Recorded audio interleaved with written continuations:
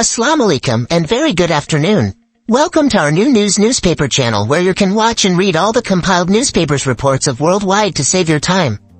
Before rundown, it's our request those who have not subscribed our channel may please be subscribed and click the bell icon button as we may easily spread ahead our voice. Thanks.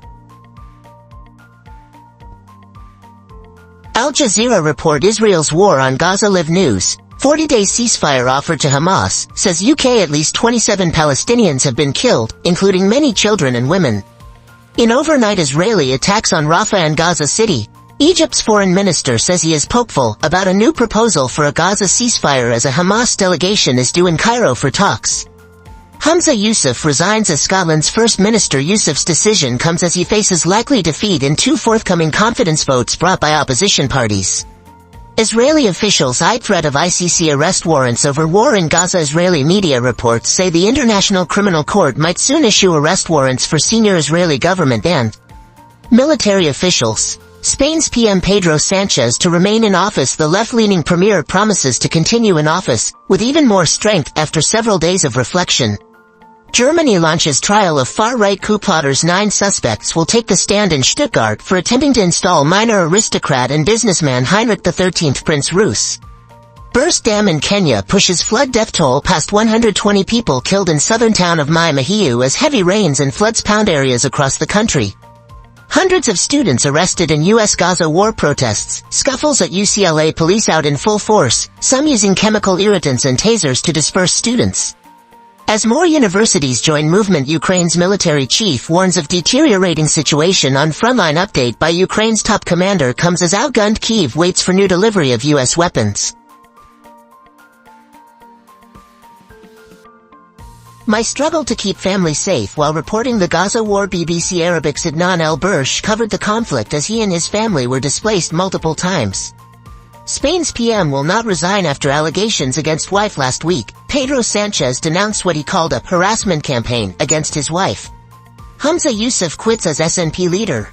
Triggering race for new First Minister. The SNP leader announces his resignation, meaning there will be a contest for a new First Minister in Scotland. At least 5 dead after tornadoes hit central U.S. Cleanup operations are underway in states including Oklahoma and Iowa following the severe storms. Rival Gaza protest groups clash on LA campus. Scuffles break out between pro-Palestinian and pro-Israel activists, with no sign of student demos tailing off. Invisible in our own country. Being Muslim in Modi's India. Since Narendra Modi's BJP took power in 2014, India's 200 million Muslims have faced turmoil. Kenya dam burst kills. More than 40 heavy rain and flooding has caused a dam to burst, with fears that the death toll could rise. From the archive, why Star Wars was low budget. In the lead up to Star Wars Day, we're revisiting a funny and frank BBC archive interview with Carrie Fisher, aka Princess Leia. From a long time ago, in 1977, the dangers of cancer. Fatalism. Cancer isn't necessarily a death sentence, but it's common to believe that it is.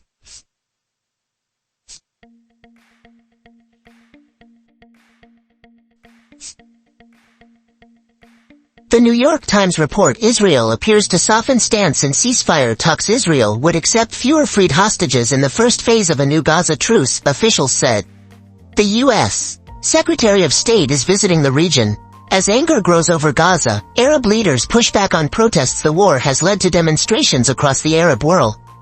The numerous arrests suggest that governments are fearful of the outrage turning on them. Israeli officials believe the International Criminal Court is preparing arrest warrants over the war. Judd or dud, can you tell the difference? It's not that easy to tell fake Donald Judd furniture from the real thing.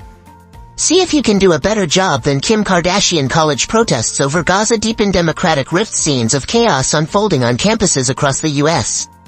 are stoking internal divisions and carry political risk as a major election year unfolds. University leaders have had to confront a central question. When does a demonstration cross the line? Here's what to know about the turmoil at colleges over the Israel-Hamas war. How Arizona is becoming a 2024 election hothouse. A battle over abortion bans and criminal charges against allies of former President Trump are raising the state's election year profile.